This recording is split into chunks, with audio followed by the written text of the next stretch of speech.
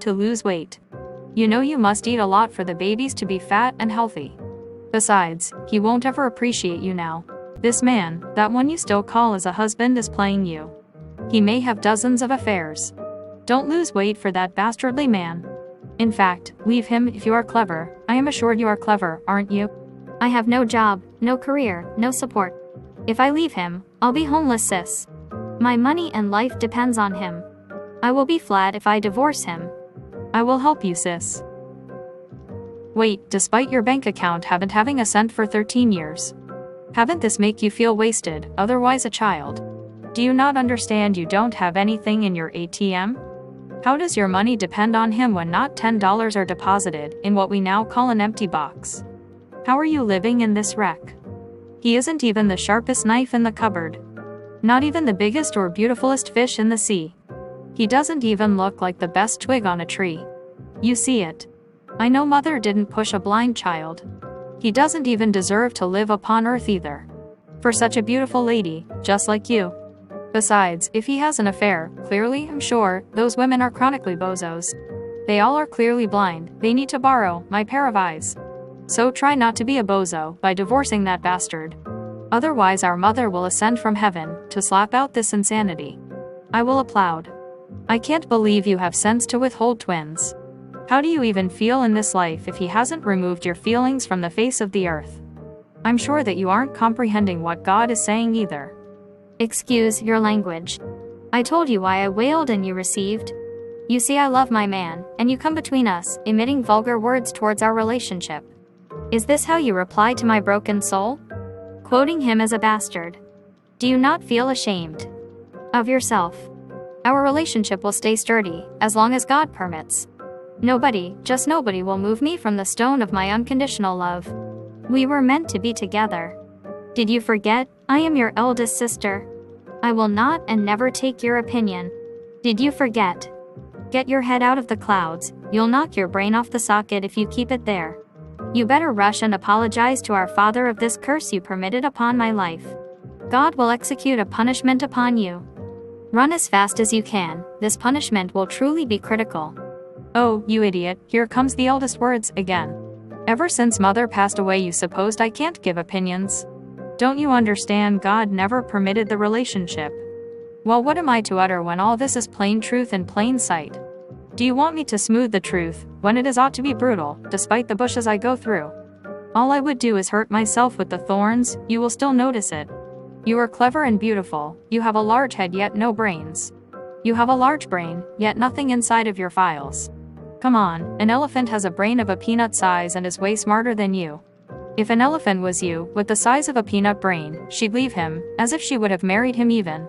Do you not see how idiotic you made your reputation? Your whole neighborhood knows, Rosa and Andreas always get in fights, you practically made yourself a laughingstick of a bozo, no doubts. I totally agree with your neighborhood. You know why? You don't have to ask me. Your argument is so freaking frustrating and loud, especially in the twilight. They all are judging you for not leaving him. Haven't you seen you aren't comprehending what anyone says, so much you dismiss God? Is this the wreck you like? You shut up, and stuff your words where the sun doesn't shine and scurry to your lawyer appointment. I will call my maid. You'll regret it. That corny music won't help you in any aspect, if you were to suppose. What? I don't suppose, I just wanted for quiet to not be so noisy to me. Can I listen in peace? Was my life made to become a wreck, filled with events of eternal non-peace? Scurry off, the hospital appointment is today. If my blood pressure raise higher, the babies will be in trouble. It's not like you care about them. You kept standing on a marriage that has 1 grain of sand, as its cement. Practically you are the cement that is over the grain of sand. The sand is your husband, which flew away once a small wind hit him. The most difficult to understand, Rosa, is that sand representing your so-called husband, flew out from under the strong and sturdy cement, representing you. Do you see how your relationship is being represented as? Stop this nonsense. Tizra. I didn't sit down to hear your nonsensible morals.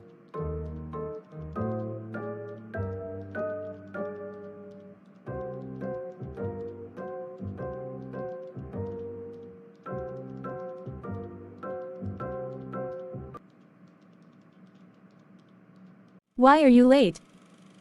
Ma'am, it was truly an accident, I swear. The traffic was unbearable, and on top of that, my neighbor Nellie shared the joyful news of her expecting twins. It took some effort to excuse myself from her celebration, especially with her husband trying to detain me. I assure you, future appointments will not be delayed like this once the current workload is managed. I promise. Okay, then how is the file going? I haven't finished it yet. It might take another 5 weeks to complete. Good, thank you. Your smile lights up the whole room. Oh, you must be married. No, I'm just a man who appreciates beauty when he sees it. Like a rose, you deserve to be cherished and nurtured every day. Oh, stop it. I know your type, always chasing after multiple women. No, darling, you've got it all wrong. I've been patiently waiting for someone as special as you. The traffic was just an unfortunate delay, but meeting you makes it all worth it. Oh, really? How bad was the traffic? It was like Manhattan's rush hour, but for you, I'd navigate any obstacle. You're worth it, my beautiful Rose. Who's your Rose, then? I'm looking at her. Yeah, I can see that. But I don't think I'm the only one you've been admiring. Do you even know who my father is? You have some nerve flirting with me in the office. Darling, why be so harsh? Why are you flirting with me? Do you realize I have a fiancé? And I know for a fact you're married. Sweetheart, you've misunderstood me. I'm simply trying to offer you something any woman would desire. I'm willing to provide whatever you ask for. Just name it, and I'll take care of it for you. You're quite the smooth talker, but I'm not naive enough to fall for empty words. Your sweet nothings are like trash spewing out of a dumpster. Darling, I haven't said anything inappropriate. Enough with this insanity. I'm not your darling. Your affection belongs to the women you have been dwelling with. Madness, you say. No, this is love at first sight. Do you doubt the existence of love at first sight? Absolutely not. You lack the vision to see yourself clearly, let alone love, especially when it concerns a woman who's nearly married. I'd journey countless miles to find you, my beautiful Rose.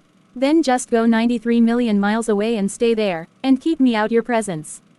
And let the sun not burn you.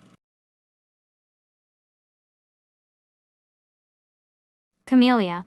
Yes, madame. My sister, Teresa told me to take a rest because of my baby. Please do the laundry, sweep the floor, mop the floor, and clean the lights and roof and bases. Thank you. Wow, is that what you do as your daily work? Isn't your husband supposed to mop the floor? No, don't put your nose in my business.